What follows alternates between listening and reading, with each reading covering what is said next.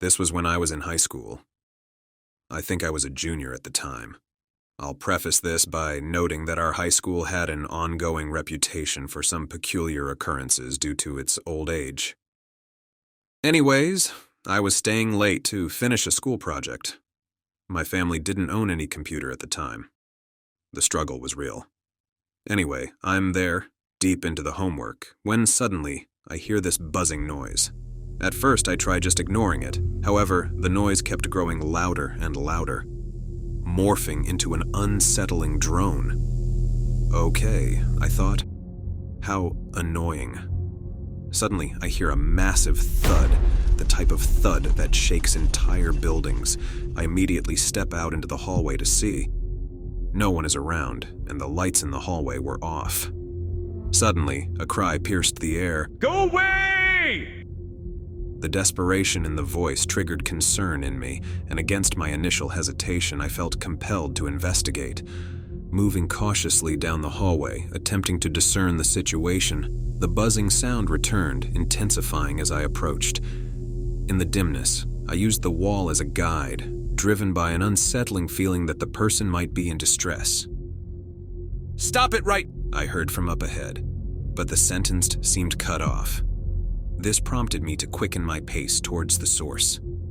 The only thing I know, I was getting closer to the cafeteria. This was at least a good thing. I knew where the lights were in there. Thud. The sound I had heard in the classroom appeared again. Thud. What was that? Okay, pull yourself together.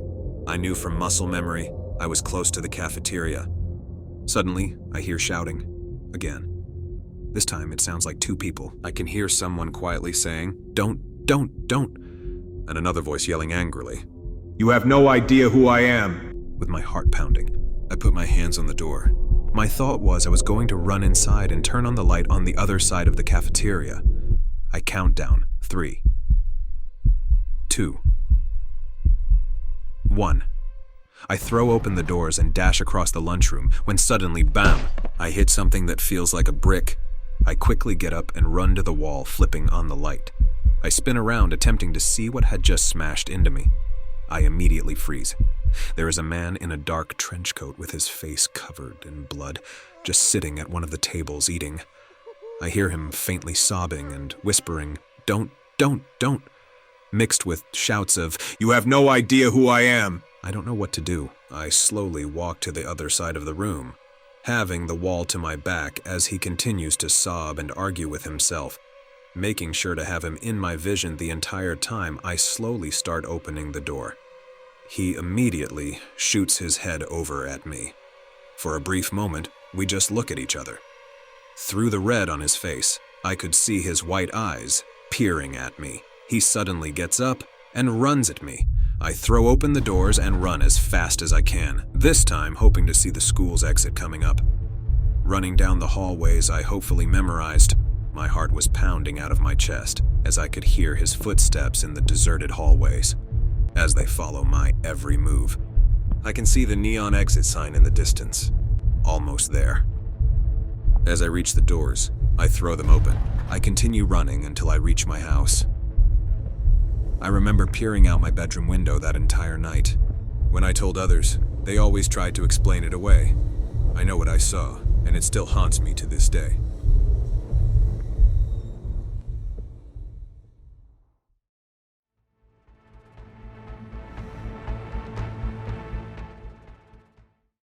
This was during my senior year of high school. I was in homeroom talking with my friend Lizzie, when another friend of mine, Sarah, walked in, looking like she had just been crying. After some coaxing, Sarah spilled the beans. She had just broken up with her boyfriend, John, from the neighboring school. I had always harbored a gut feeling about John, something about his demeanor that set off internal alarms. Call it intuition, or maybe just teenage paranoia, but there was an undeniable creepiness I felt after every interaction with him that I could never quite shake. After the final bell rang, Lizzie and I started walking home. As we strolled down the sidewalk, Lizzie and I were chatting about trivial things, the things teenagers do, when out of nowhere a large truck slowly came up next to us. It was John, Sarah's now ex-boyfriend. He leaned out of the window, his eyes fixated on me. "Hey, where is Sarah?" he demanded with this aggressive, harsh tone. Startled, I stammered, I don't know, we just left school." His eyes narrowed on me. "Don't give me that." The sudden hostility caught me off guard. I felt a knot forming in the pit of my stomach as his gaze bore into me. I didn't like him, but that was because he always seemed fake and creepy. This was different. His hostility caught me off guard. Summoning every ounce of courage, I told him to go away, throwing in a less than polite term for good measure. He glared at me for a moment that felt like an eternity before peeling away. "Well, that was weird," Lizzie said. In the aftermath of the encounter, regret gnawed at me. I wished I had chosen my words more carefully, realizing that my attempt to fend him off had only escalated the tension. The weight of that unsettling exchange lingered, and I couldn't shake the feeling that something wasn't right. I called Sarah up. When she answered, I hesitated before blurting out, "Sarah, John was looking for you." Her response was swift and laced with unease. "Did you tell him where I was?" she demanded, her voice urgent. "No, of course not," I reassured her, the unease in my own voice betraying the gravity of the situation. Before I could ask more questions, she cut me off with an urgency that sent shivers down my spine. "Are you still on the street?" Confusion and fear mingled in my thoughts. "What are you talking about?" I pressed, desperate for answers. Sarah's silence spoke volumes, and the unease in her voice deepened as she hesitated. "Sarah, what's going on?" I pleaded.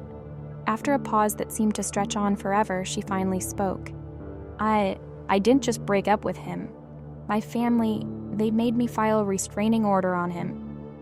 The world around me blurred for a moment as the weight of her revelation sank in. "What?" I exclaimed, glancing around the area as if expecting John to materialize out of thin air. The realization hit me like a cold gust of wind. We were dealing with more than just a breakup drama. The situation had escalated into something far more. As Sarah's voice trembled with tears, a heavy silence hung in the air. "I know I should have told you sooner, but I felt so bad about it," she confessed, the weight of guilt evident in her words. I was quick to respond, my concern deepening. "Bad about what?" I questioned, my own unease growing with each passing moment. In a hushed, quiet voice, interrupted by sobs, she began to reveal the unsettling truth. "It started with him not liking me hanging around my friends." Sarah regathered herself, attempting to steady her emotions amid the painful recounting of events. "He doesn't like you guys." The once casual dismissal of his creepy vibe now felt like a missed warning. Suddenly, I see John's car glide to a slow stop beside us, the windows slowly being rolled down, revealing a calm facade. "I'm only going to ask you this one more time.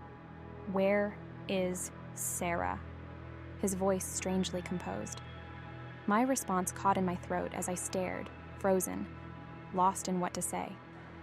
Lizzie, equally paralyzed, stammered out a feeble, John, seemingly unfazed, replied, "Okay, fine."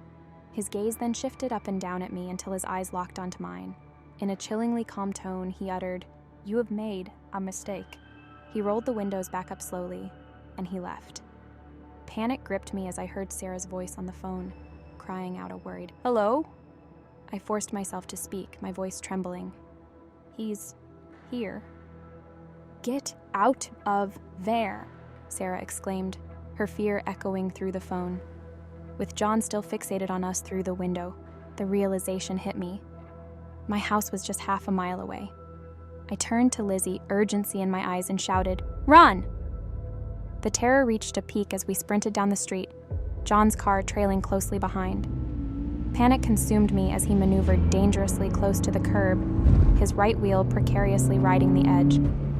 I shouted for help, but the streets were empty. Suddenly, I felt a painful force lift me off the ground, and I felt my knees colliding with the pavement. Pain shot through my legs, leaving a bloody gash. I could hear the car door slam as I struggled to rise, my legs unsteady. Lizzie echoed my distress, yelling, "No!" as John emerged from the car. In that desperate moment, I turned to see Lizzie reaching into her backpack. My heart raced as she pulled out pepper spray, determination in her eyes. With swift precision, she aimed it at John and sprayed him directly in the eyes. His screams piercing as Lizzie rushed to my side, but my legs wouldn't cooperate, the gashes too severe. In a single, decisive motion, Lizzie lifted me off the ground, carrying me down the street. We sought refuge behind a house, where we frantically dialed 911. As the sirens wailed in the distance, the weight of the situation pressed upon us. John was arrested and charged, and now sits behind bars, still awaiting a trial date. I really don't know what would have happened if Lizzie wasn't there. I'm still recovering from the whole ordeal.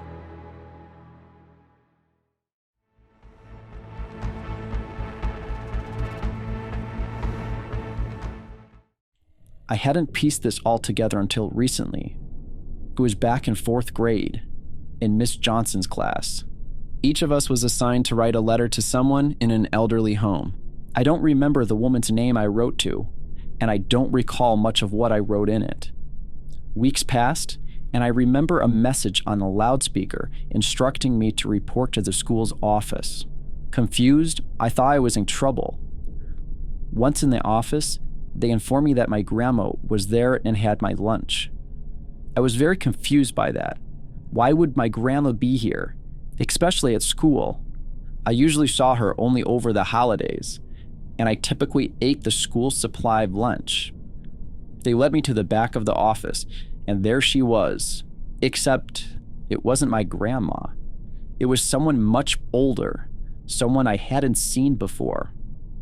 She looked at me, grinned, and said, "Hi, grandson," in an excited tone. I was puzzled, unable to comprehend the bizarre situation. In her old, withered hand, she held out a Snickers bar. I slowly took it, and I just looked at her, very confused. She, continuing to smile, told me, "Oh, don't worry." The whole thing was odd, but being young, I pushed it out of my mind.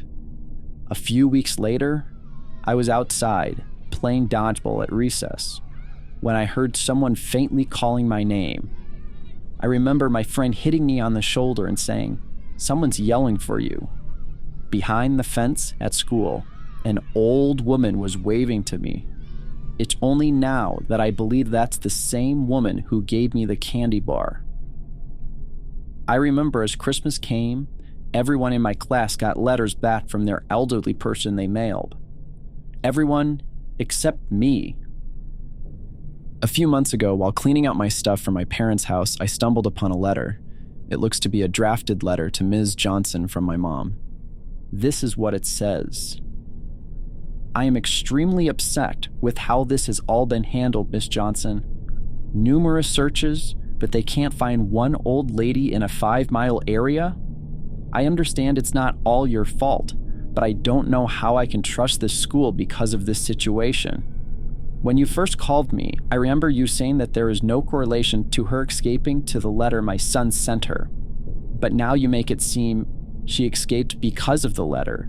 If we are to assume this, wouldn't this be important for our families to know? No, I'm sure you were hoping this would all just be solved quick. Well, it's not, and we are losing sleep over it.